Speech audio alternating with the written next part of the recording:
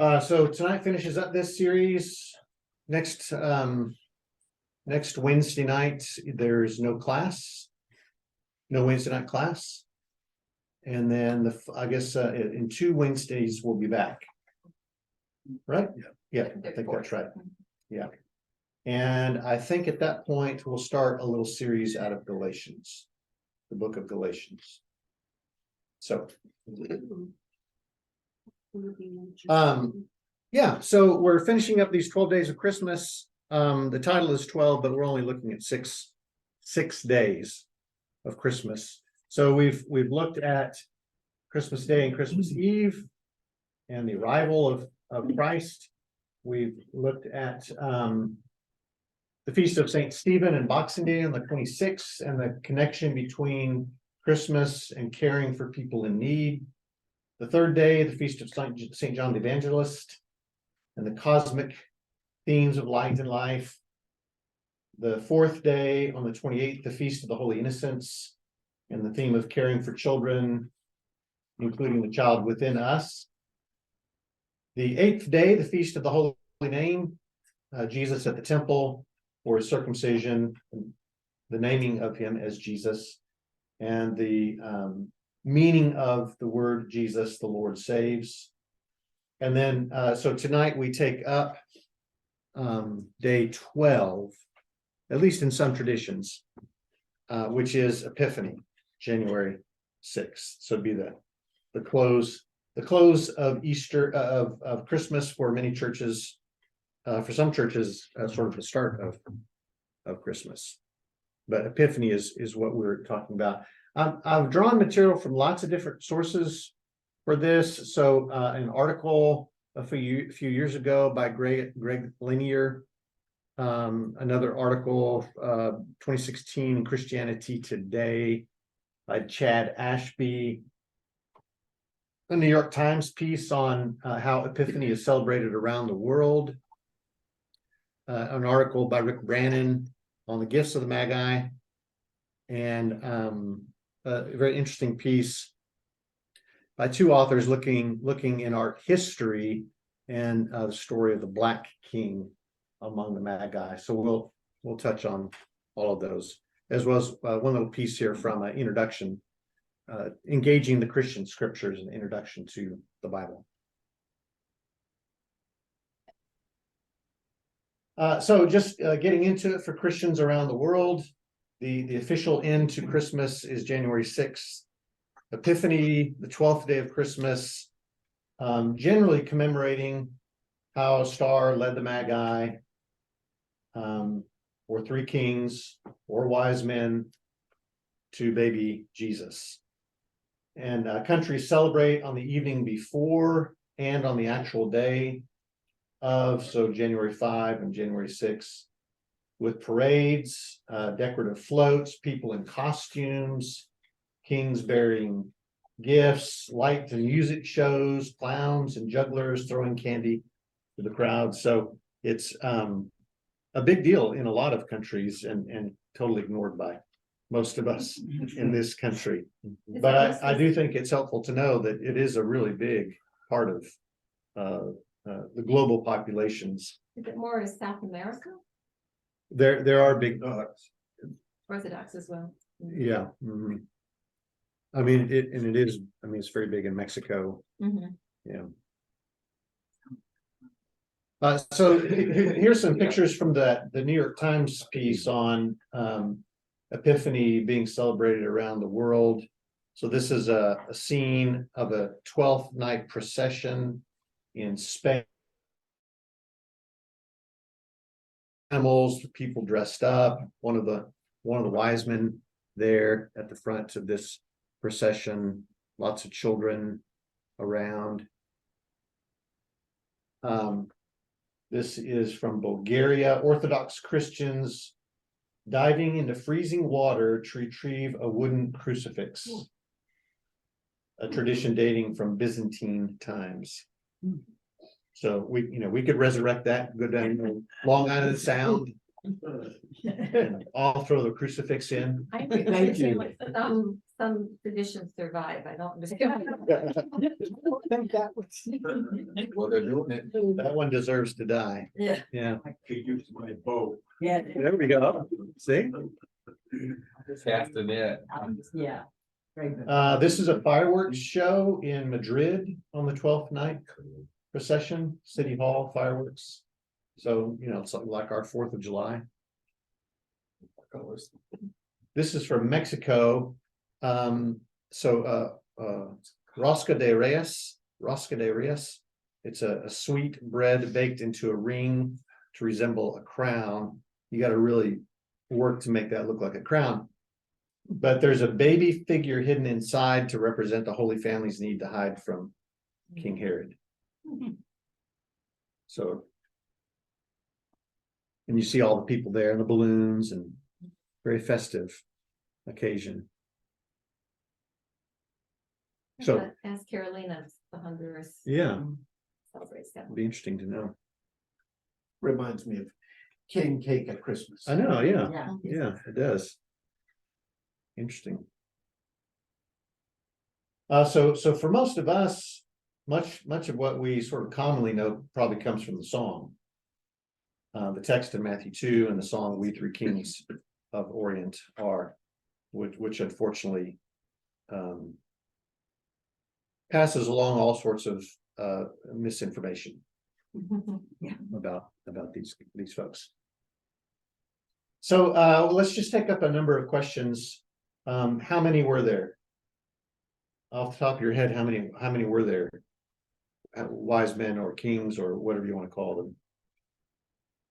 Suppose we think there's three because there were gifts, 3 gifts. Yeah, Doesn't say. yeah. That Matthew doesn't tell us, Mhm. right? The song tells us. We three kings of Orient are. It is an old tradition going back to at least Origen, AD 185 to 54. Most think it does come from just the fact that Matthew mentions these 3 gifts: gold, frankincense, myrrh. Therefore, well, there must be 3 givers of 3 gifts, right? But there's a widespread a range of numbers in church history. So 2 men appear in the ancient catacomb of Peter and Marcellinus. 4 wise men appear in the catacomb of Domitilla. There are 8 or 12 wise men in some medieval lists. Does that sound right, Dale? You're the medieval expert here. Never looked at that one. 1,000 years, everything happened. Yeah, almost anything you can imagine. So we could change the song to "We 12 Kings of Orient," or you could just have 12 verses. Right. But yeah, but the 11th king is, I just came along for the ride. Empty-handed, now I abide. It writes itself. Yes, it just spills out the tongue. There's a late Roman manuscript written in Syriac that dates to as early as the 2nd or 3rd century, purporting to be an eyewitness account of the Magi's journey, claiming there were 12 or more. That's interesting. Absolutely no way it's true, but it's interesting. On sarcophagi in frescoes or within by mosaics, these magi are often distinguished by red caps. So sometimes you'll see that on the heads of these folks pictured in frescoes or mosaics. By the 6th century, they had been named. So by the 6th century, there's 3 of them, and they are Casper or Jasper, Melchior, and Balthazar.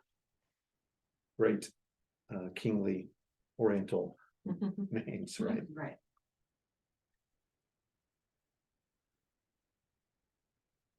While the Magi were understood to be wise men from the east, one Magus becomes regarded as black as early as the 13th century.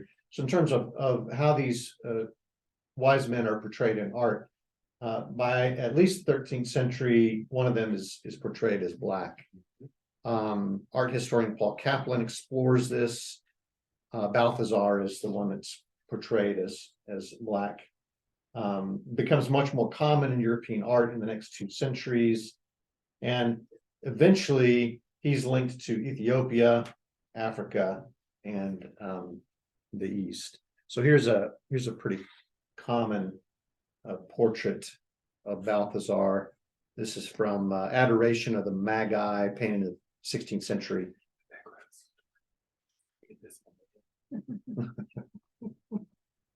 And so you see Balthazar there on the left. Okay. So we don't know how many there were.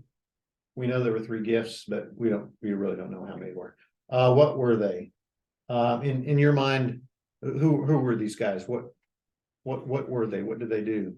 What were they all about? Studying the stars. Okay, folks who studied the stars.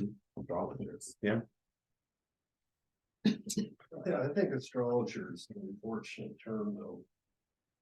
But by which I mean, they were as close as you could get in that time to astronomers. Astrologers sound like someone who's checking your horoscope or something. But it meant much more to, Yeah. than we know. A little more scientific. Yeah, I mean, it's something, Scientific. yeah, when something happened in the heavens, that meant that something major was happening. Yeah. Yeah. Right. Mhm. But they were Yeah. also really good at figuring out what things are going on in the heavens, which Mhm. then that falls to me, it bleeds over into wise people, they're smart, they're wise. Mm. All that You science. see big pictures. Yeah, Mhm. yeah, Mhm. they, Matthew does not call them wise men or kings. He calls them magi, magos. That word comes from a Persian word denoting a priestly caste, and also used for interpreters of astrological signs or dreams. Philo uses this word for the Egyptian sorcerers in Exodus 7. And of course, those individuals weren't portrayed in the best of lights, right, right? They're working for the enemy. Josephus uses this same word, so that would be in the Septuagint for dream interpreters. Daniel 2 in Septuagint, the word magoi appears with the Babylonian enchanters and wise men consulted by Nebuchadnezzar to interpret his dream. So this word that Matthew uses does show up repeatedly in the Septuagint, and some of the ways that some of the folks there are described. Acts 13 describes Bar Jesus or Elymas as a magos, sorcerer. Some translations put that magician. Some believe that magoi legitimately possess supernatural abilities. Others deem them charlatans. So it seems to be a range of ways in which these individuals were judged, even in their time. Most likely specialists in dreams and astrological phenomena, and so they were wise men, more in a secular sense, and not real kings. Were they just dressed well? Well, according to the nativity sets, they sure did. traveling robes on. That's right. You don't want to show up at Christmas looking like a bum. I know, an empty Right. handed. Right. Where are these folks from? So we 3 kings of Orient are a word that's often used to just generally refer to Eastern Asia, coming from the Latin oriens, meaning east. Matthew just says magoi from the east. So probably thinking of the word Orient may be a little misleading. Lots of possibilities here. They could be from Persia, Arabia, or Babylonia. Some church fathers like Clement of Alexandria favored Persia, since it was a hotbed of Zoroastrian astrology. And then other church fathers like Justin favored Arabia, partly based on the sources of the spices that are mentioned there, frankincense and myrrh, yes. Babylonia is a pretty good candidate too, since the Magoi there would have come into contact with the Jewish people and their scriptures. Of course, we have the whole book of Esther there describing the remnant living out their lives in Babylon. So I mean, that would be fascinating if these guys came from Babylon.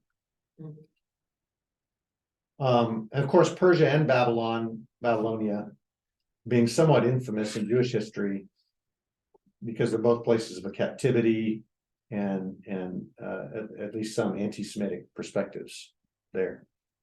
So if they did come from Persia or Babylon, then there's some baggage associated with that in Jewish history. Chris, why would it be different if they came from Babylon?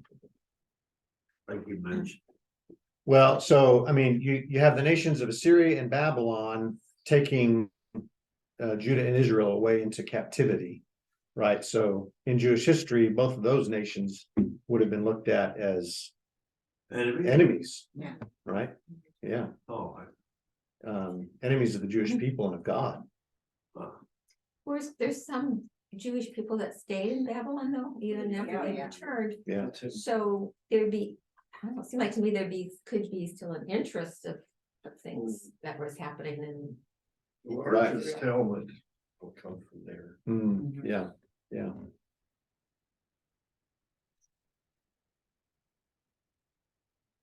So we don't know for sure. Again, we don't exactly know how many there were. We don't know exactly where they came from. But Persia, Babylon, Arabia may be good guesses. When did they visit Jesus? So in your mind, when did this visit take place? In my mind, it's a couple months later. In my mind, it's it may be a year later, 2 years. Herod's killing everybody, every baby 2 and under, so, and it took them a while to travel there, so, of course, I don't know why they're still there, why didn't they go to Nazareth, but anyway. Or did the star just disappear? But as we know, it was 12 days. Yeah. So it's, it's all good. Just vague, it's just another thing to throw out of this. It is vague, yeah. I mean, our nativity sets lead us to believe it was right at the, Right, the shepherds and the camels all arrived right together. that's right. there with the swaddled baby. But scripture is not clear on that. In Matthew, the Magoi apparently arrived sometime after the birth, perhaps weeks, perhaps months. Matthew 2:1 says, now after Jesus was born, Magoi from the east came to Jerusalem, implying that there is a time gap. Jesus is born, then these folks come to Jerusalem. And of course, word reaches Herod, who assembles his advisors, consults the Magoi, dismisses them to Bethlehem, and it would be very difficult to fit those proceedings in the gap between the birth and the angelic appearance of the shepherds that night. So it seems like a bigger gap in time here. If the star appeared at or shortly before Jesus' birth, it would have taken days or weeks for the Magoi to travel from the east. And then when they do arrive, Matthew describes Jesus as a child, not as a baby, as in Luke 2:12. And the Magoi visit him in a house. If you look at the word that's used there, where the family apparently relocated after the birth. So it does feel like there's some significant time that's gone by since Jesus was born to the time when these 12 wise men appear. on their doorstep. And then, of course, someone mentioned already, you got Herod decreeing the death of boys 2 years old or younger, according to the time ascertained for the Magoi. And so it makes you think, you know, was Herod being that careful? Do you have to go all the way to age 2?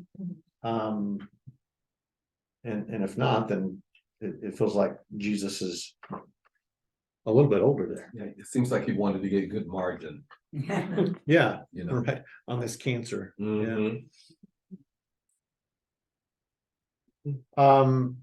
So one way of looking at this, there we go, would be here's the time sequence. You have the birth of Jesus, the appearance of the angels, and then the shepherds arriving.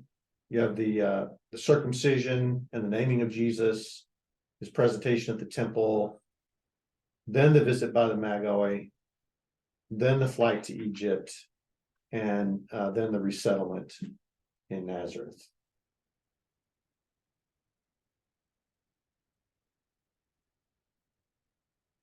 Another visual representation of that. I know it's very difficult to see. Let me just point out this. This black line here is the Magi here, and so you've got an angel. I should do this with the cursor so folks working online can see. So here you've got the Annunciation way over here on the left. You've got Mary visiting Elizabeth, angel appearing to Joseph, traveling to Bethlehem, the actual birth of Jesus here with the angels and the shepherds all right here. Jesus being presented at the temple with Simeon and Anna here, and then the Magi visiting Jerusalem, and then the Magi visiting Jesus, and then the flight to Egypt, the slaughter of the innocents, and then the return to Nazareth. So that may be one way of sort of making sense of that timeline.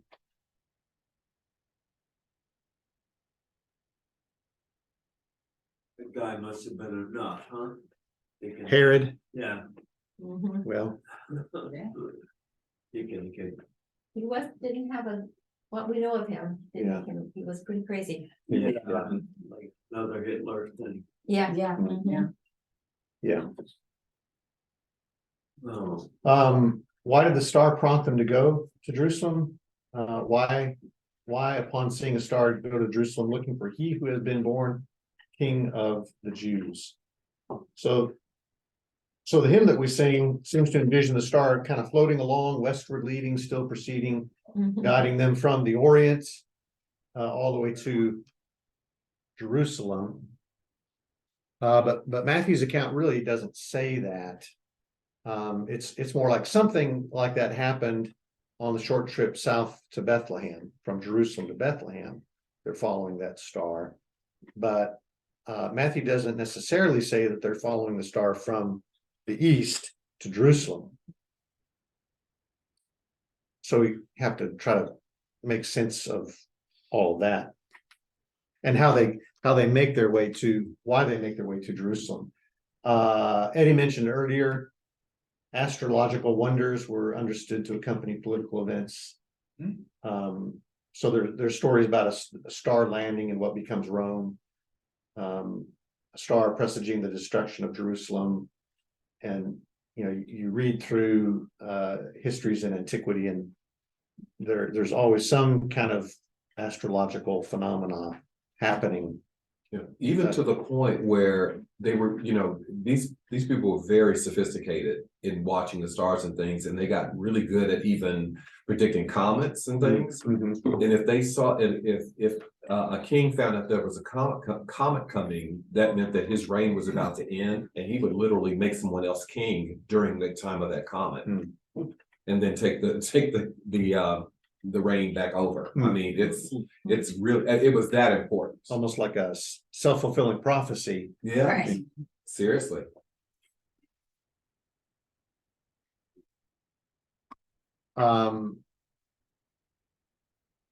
So the Magi were experts in astral phenomena. But what what would have been going on in their minds as they were seeing this, whatever it was, on that'd be a whole nother avenue of exploration here. And why would what they see make them think of the one who's to be born King of the Jews? So one explanation is that they knew something about Israel's scriptures, that they would have interacted with a wide variety of religious literature, including the Jewish scriptures, and therefore they would have been familiar with Jewish political and messianic oracles in scripture. So some think that perhaps they knew of Balaam's oracle. In Numbers 22 through 24, you've got Balak summoning Balaam to curse Israel. And Balaam is a performer of incantations and divinations. He's from the east. Philo calls him a Magos or Magoi. And he blesses Israel by prophesying its deliverer, a king, via the symbol of the star. So in Numbers 24:17, I see him, but not now. I behold him, but not near. A star will arise out of Jacob, and a scepter shall rise out of Israel, and it shall crush the forehead of Moab. A star will arise. And he's described as a man from Jacob's seed who will rule many nations. So this verb, the star will arise. Some people think Matthew is alluding to this in Matthew 2:2 and 2:9, when the Magoi see the star in its rising, coming out of Numbers 24:17. Whether it was a supernova, comet, planetary conjunction, or something else, Matthew does describe it as a rising and appearing. And there was a tradition of reading this oracle from Balaam about a star as a messianic prophecy. It's read this way in the Dead Sea Scrolls, the Sibylline oracles, and certain Aramaic translations of Numbers and other rabbinic traditions. So apparently there was in the ancient world this way of understanding Balaam's words here as a messianic prophecy. Could be that these wise men, these astronomers from the east, knew all about that. And so whatever it is that they saw, perhaps they read that through this oracle and thought, well, this is the one that Balaam has been describing, that the Jewish people have been waiting upon. And they found the Dead Sea Scrolls, didn't they? Some kids in a cave. Right. Yeah. That's Yeah. true. Yeah. Really? Yeah. Wow. It's like almost proof. It was an amazing discovery. Yeah. It was. It truly was. So the Magoi observed the star, recognized the true king of Israel, the one promised by God of old, has entered the world. Which, if that is indeed true, it's remarkable that they're the ones that got it. I mean, all the smart people in Jewish leadership at that time We're sleeping. missed it. Yeah, they were sleeping. Yeah. But these Gentile astronomers from the East read Jewish scriptures correctly and the signs correctly. Now, it seems to me that my years of life, that astrology is kind of looked on askance, it's kind of like dabbling with witchcraft or something. Mhm. That, if you're a good Christian, you wouldn't be dealing with astrology. And you think, is there roots of that because of statements or concerns in the Old Testament about it? Or, I don't really see much in the New Testament Mhm. that would be, or is it just the idea that you're looking to something to tell you how to behave instead of looking to Jesus and his teachings to tell you how to behave? My guess is, because I've never heard anybody clearly articulate it, but my guess is that that's rooted in this sense of what's happening in the stars is a reflection of the activity of the gods, and not the true Yahweh God, Okay, it's more of a. like the Greco-Roman gods. Mhm. And so therefore, ultimately, it gets lumped into idolatry, right? Mhm. I mean, we're submitting ourselves to whatever activity and presence we think these pagan gods are Mhm. manifesting through the stars. And I would think that it would be somewhat anti-enlightened. The Enlightenment. Sure. It's more scientific and Yeah. everything is provable, and the other is more superstitious. Mhm. Mhm. Well, yeah, that's one reason. And also, I mean, even in biblical writings and extra, around the time, Mhm. they were well aware that people could be just a false divination, that Right, you'd be yeah. a charlatan, Yeah. Mhm. There might have been really good ones, but there were also definitely ones that were just after money or whatever, so Mhm. they were both, I think both Hebrew Bible and New Testament will have that kind of slant, obviously. So they can be legit, but just like prophets, false prophets, real prophets, Yeah. you have to, discern. Where are the Dead Sea Scrolls? Where are they? The museum? Mhm. They're in Israel. Have you guys been to that museum? They sometimes come to visit, Did you see them, the scrolls? yeah, But they have them in yeah. New York and Yeah, it's like a Something illuminated fascinating. manuscript and you see the page in front of you. yeah, What the scroll is open to. right, It's glass, you can't touch it or. no, you can't touch it on. And they keep it air, so it won't fall apart. Yeah, Yeah. that would be fascinating. Yeah. They occasionally loan them out to other museums, so sometimes keep an eye out, sometimes they do Sure. come to Mm. US. They tour, they raise money for further research. Yeah, It is interesting to note that foreign dignitaries visiting new rulers was not uncommon. So something like this happened to Herod the Great. Pliny lists Magoi in the entourage honoring Nero. So Jesus is not the only sort of royal figure to have Magoi present at a significant moment. Matthew 2:11 says they fall down and pay homage. Some translations say worship. It could be that Matthew's left that a little vague there, just to indicate that at least they are showing respect for one whom they believe to be the earthly king of Israel. But this scene of a royal figure with Magoi present would be a common scene in the ancient world. Just thinking back through about the significance of this in Matthew's gospel itself. So you do have Matthew going to great lengths to portray Jesus as the one that embodies Israel's whole history. So Matthew's genealogy places him in King David's line. His father Joseph's dreams lead them to Egypt to escape a murderous king, much like Joseph's dreams led him to Egypt, where Moses would be born and escape a murderous Pharaoh and deliver the people.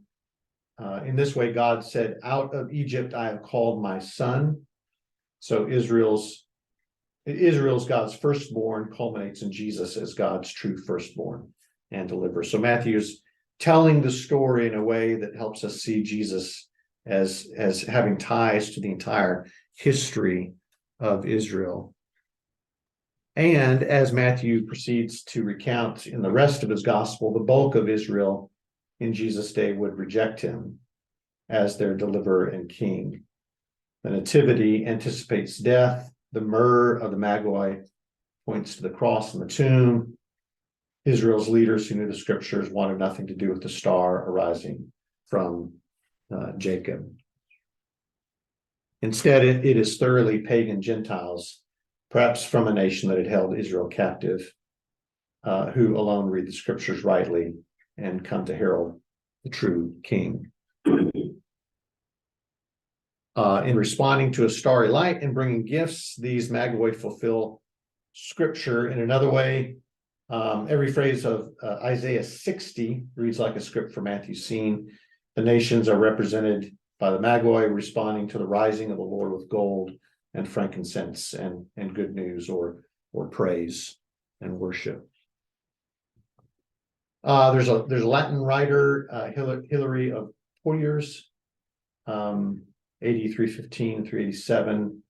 One of the earliest Latin writers whose work is still available today, writes this commentary on Matthew and the nativity account here, and discusses this account of the Magi, and reflects on these three gifts relating to the threefold role of Christ.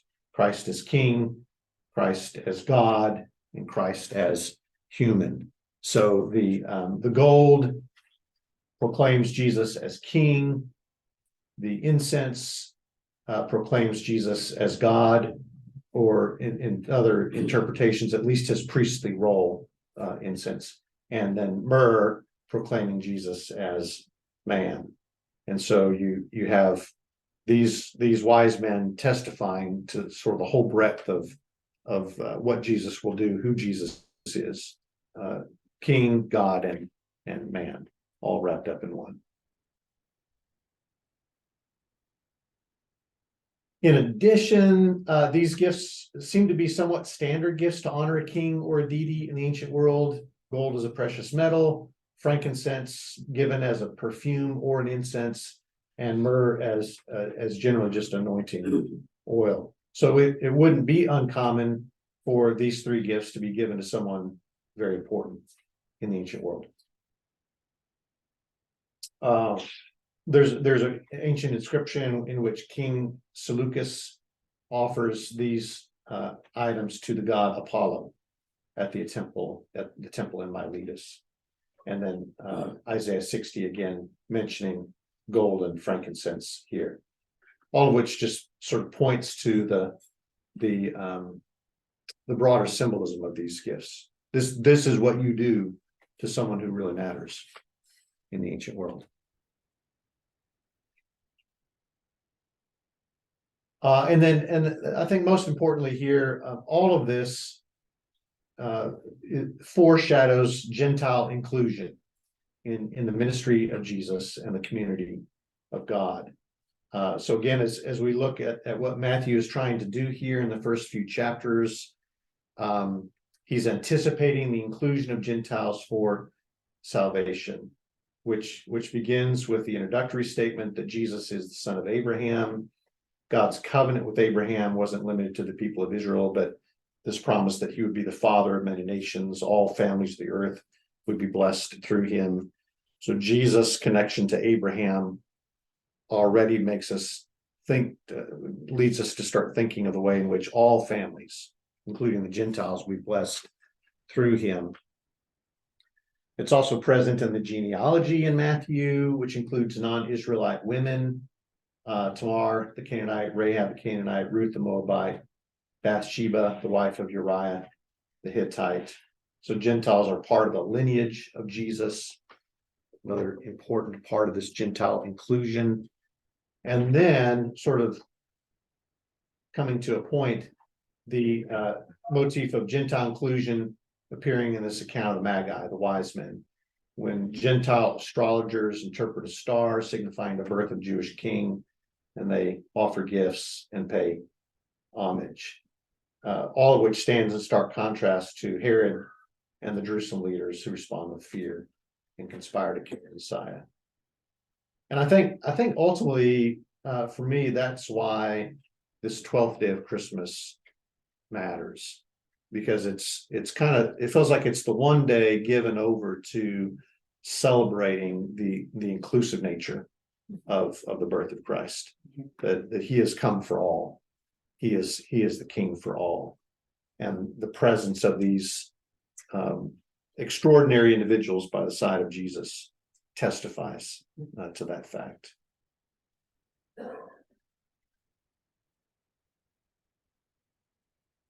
Okay. Any closing thoughts, questions, comments? It's a really richly layered story, you can get a lot of sermons out of this. Yeah.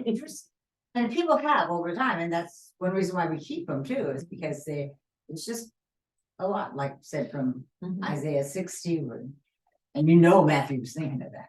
Yeah. Because he's more than anybody, he loves to say this was because of that. Yeah. He This hears fulfilled. all those echoes Mm, Mhm. out of Egypt. I called my son. Mhm. Yeah. Who knew, right? Mhm. But who knew that was a prophecy, right? Mhm. But when it happened, he's like, aha, Mhm. that's just Matthew. Mhm. Yeah. And, but there's a lot, like I said, there's a lot there. Mhm. Mhm. Who wrote this? Who wrote that? What is that, a story by somebody or? Oh, these are just notes taken out of several resources Oh, for tonight. Anything you liked, I wrote. Yeah. that's everything. Well, I'll tell you that, he does write well. I mean, one thing I find interesting is that often when Jesus kind of went out of his way to like heal someone who was a Gentile, that they were often, kind of the dregs of society, as we might say, they were poor, not well respected, Wrong And- race. the wrong race. Mhm. And here you've got people who are considered, wise and, some people interpret as kings, but these are people of status, Hmm. that come. And so it's interesting, I think that, that this story is saying Gentiles who were people of status came, Mhm. not just of Gentiles, those, he reached out to some of those poor people. Mhm. Mhm. Yeah. Yeah, it is the highs and lows, yeah, it's just such a rich story, I mean, Mhm. but also they had nothing to lose, I mean, the establishment is threatened by Mhm. Jesus, Mhm. because they have something to lose, Yep. these wise men, they just, they're reading, if they're reading the scriptures or they're familiar with the scriptures, which they probably were, because there was a lot of, among certain types of people, they admired the Jewish religion because it had this written long history and, Yeah. they're not everybody, obviously, but there were those that had that were, Mhm. but they're not called to do anything about it. They're just reading it and maybe or hearing it, and following and starting doing things. But They they don't have any skin in the game. they had the wealth to be curious. Yes, yes, they had, yeah, I imagine they were very curious about things, but yeah, and could go and do this and maybe Mhm. did other things, I don't know. Mhm. When you contrast it to, people, the local, I mean, Herod or the people locally or whatever that are gonna interact Jesus, it's much closer, that's within the family, it's- Mhm. these are Yeah. people from outside looking in and saying, oh, I really admire that, yeah, Mhm. that's great, Yeah. sounds good, We should celebrate that. yeah, Yeah. he's a good guy, Yeah. It's not as much of a threat to them. right. Yeah.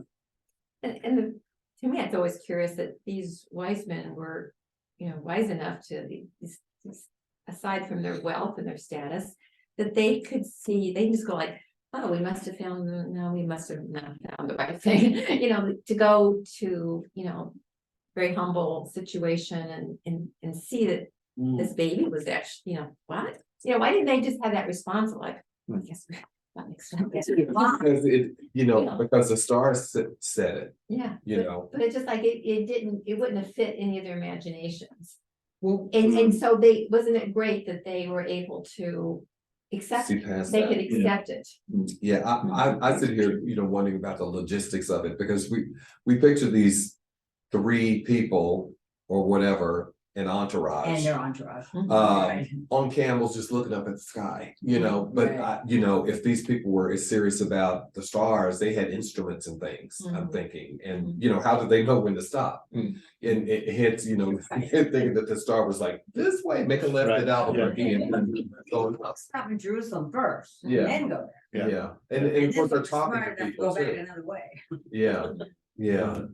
So it's all very organic, very interesting because they knew something had happened and it was just a matter of where. And I can imagine them getting in the right region, and then there's, talks, I mean, the shepherds probably said something to somebody, Right. hey, Yeah, I saw something the other night. yeah. There you go. Yeah, yeah. But he's bringing a lot of people together. Yeah, that's a good That's insight, neat. yeah. And that black one, Yeah. Even Balthazar. he's even mentioned, or this Black King is mentioned in Amal and the Night Yeah. Visitors. When Hmm. Amal is trying to get his mother's attention. Hey, there's somebody at the door. There are three kings, and the mother is like, "Oh, stop! You're telling one of your lies again. You're telling one of your stories again." No, there are three kings at the front door, Mom, and one of them is black, and that is in the script. Nice. Okay, we'll finish with that, and I hope